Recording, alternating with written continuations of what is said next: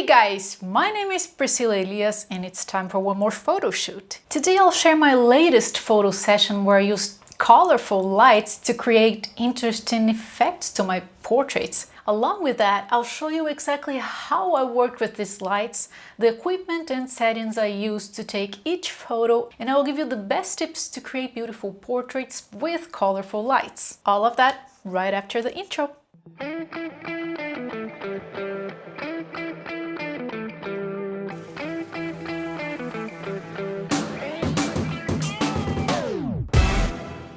So, how do you like my shirt? I noticed some of you left some comments on the video I released a couple of days ago using this shirt, and it got me wondering if it would be something that you would like to have also. Would you be interested in fun, cool, minimalist photography t-shirts? Let me know what you think, because if this is something that you would like to have, I might have news for you pretty soon. Now, straight to the point, it's time to shoot some portraits using some colorful lights. All of the photos you're about to see were taken in my house with a few colorful lights I have. The Aputure MC RGB WW, which is a very small, versatile, battery-powered LED light I use a lot for many of my portraits, both for indoors and outdoors, and my Philips Hue play bars, which are not battery-powered, but if you're working indoors, can be great lights to create some colors to your photos and or videos. The first idea I had in mind was to try to place a colorful light inside my washing machine to create a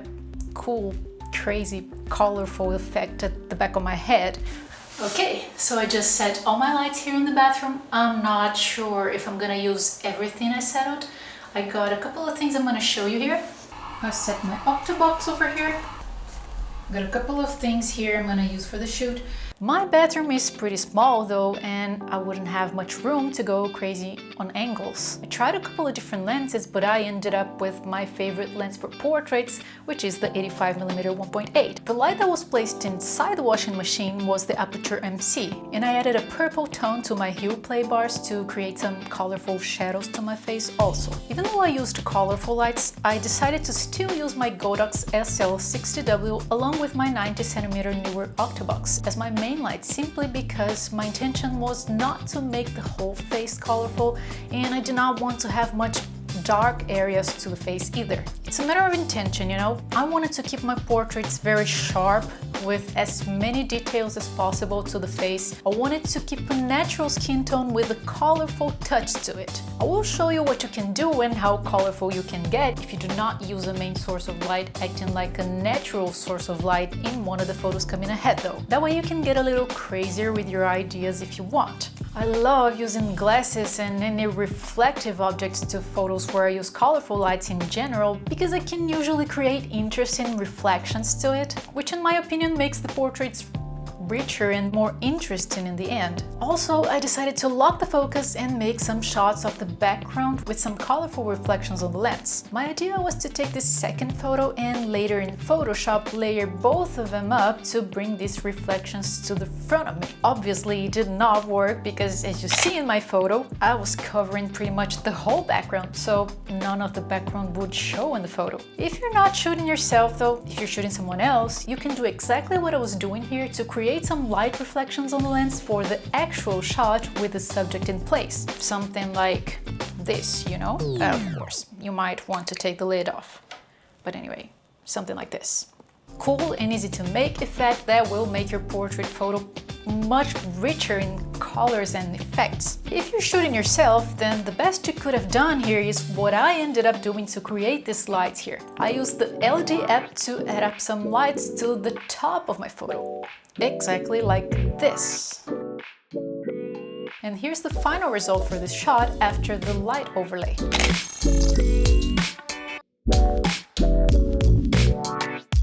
If you don't want to use your phone or the LED app to do this, you can also just find a light leak or light overlay in Pixabay or in any other stock image website you like best. You can drop it over your photo in Photoshop, hit screen, and start working on your light overlay from there. But I will not go into details on that technique today because that was not what I used to make my photos for this photo session. I thought this was going to be the coolest idea of all, but the truth is the washing machine door was considerably small and my head ended up kind of covering the greatest part of it. Not bad, but not exactly what I expected.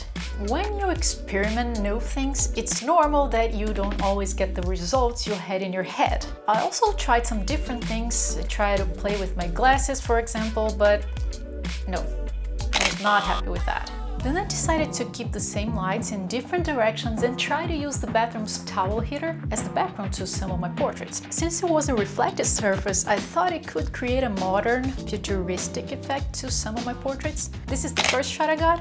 Notice that the original heater only had 4 lines. I added some more lines to it in Photoshop, and in order to do that I needed to take a photo of the background alone with focus locked on the same distance it was when I shot myself. I overlaid the background in Photoshop, positioning the lines where I wanted to fill the gaps, and voila! Then I decided to go to the window and play with some reflections over there. I wanted to keep using the 85mm lens, but I didn't have enough room to get a half body frame from the angle I wanted to shoot, so I grabbed my 50mm 1.4 and made this initial shot.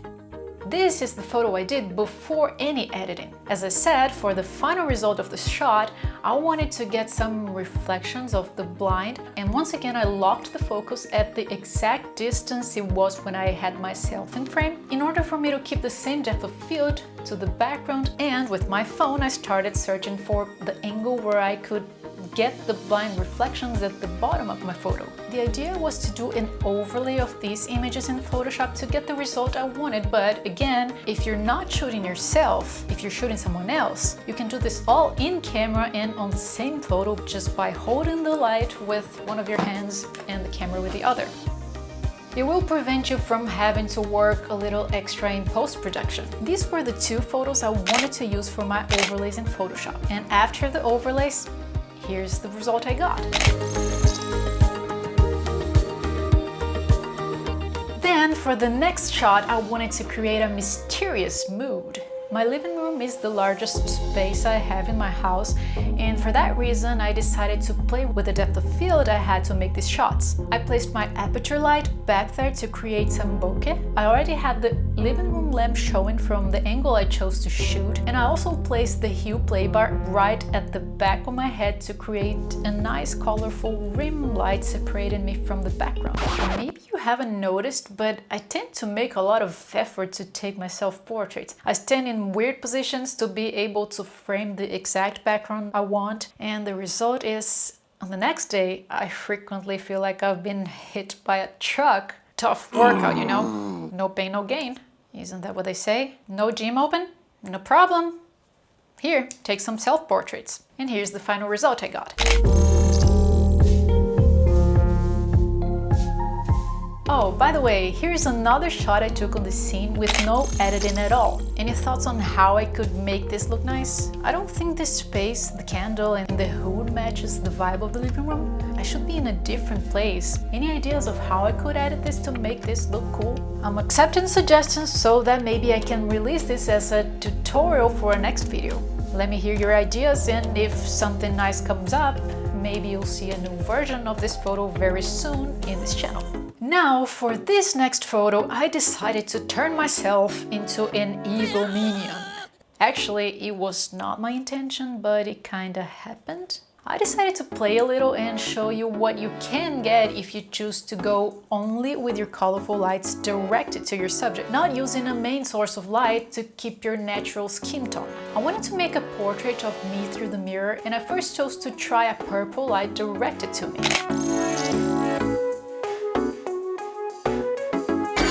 I do look like an evil minion, don't I?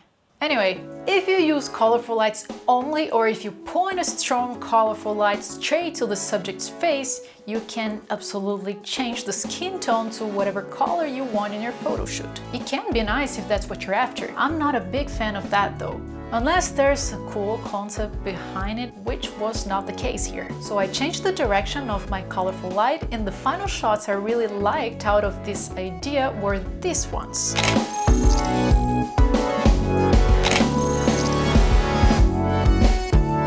If you don't have colorful lights, but you have 1 or 2 speed lights, maybe you might even prefer to use them instead of using LED lights to make some colorful light portraits. I bought these gels on Amazon.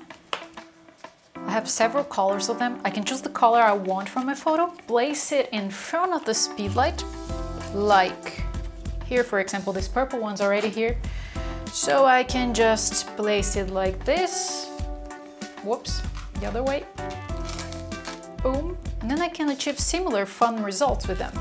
I ended up not using this for this photo shoot because it is much easier for me to use continuous light when I shoot self-portraits. Why? Because I can use my phone as a monitor and see exactly where the light is hitting and how the photo looks before actually shooting. While when I use flashlights, I need to shoot, adapt settings, shoot, adapt settings, shoot more, do it again, so on. So it's a lot more work. It takes a lot of going back and forth, a lot of gym, and you know, I've already been working out enough.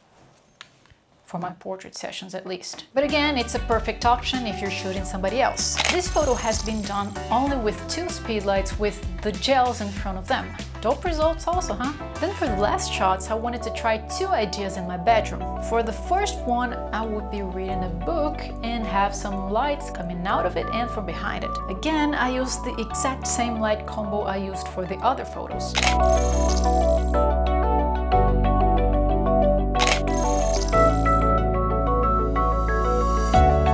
Grabbed these other lights I bought a while ago to shoot my music video, and I decided to try to create depth with them.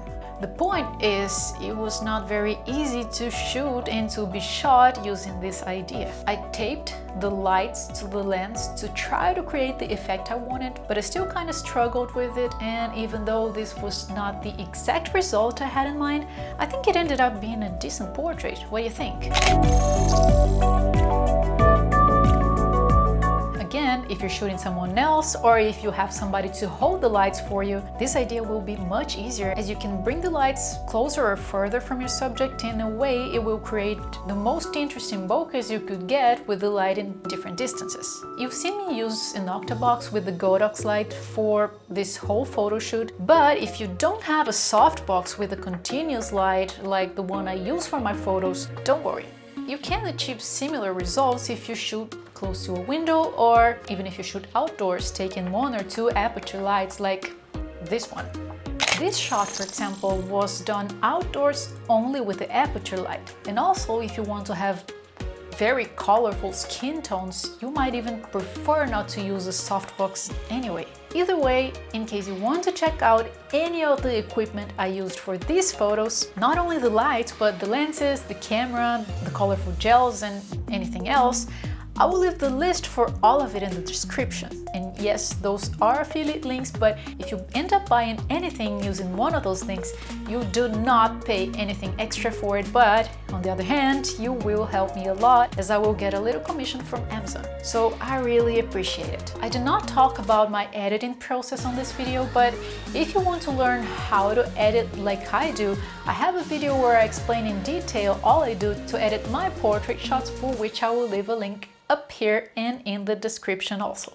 If you want to simplify your editing workflow and still have rich, beautiful colors and a vibe to your photos that is similar to mine, I recently released my first Light from Presets collection that might be something interesting to you. It was carefully created to help me to save time and quickly create awesome edits for my portraits, and it is something I finally decided to share with you. I will leave a link for that in the description also. Guys, I would love to hear your thoughts about this series of videos. Does this type of video help you out, or do you prefer other kinds of video? Is there anything else specific that you would like to hear me talk about in this type of video or on the channel in general? Please let me know your thoughts. I really want to make sure I'm creating fun and useful content for you. I hope you enjoyed this video. Thank you so much for watching me, and I will see you in the next video. Ciao!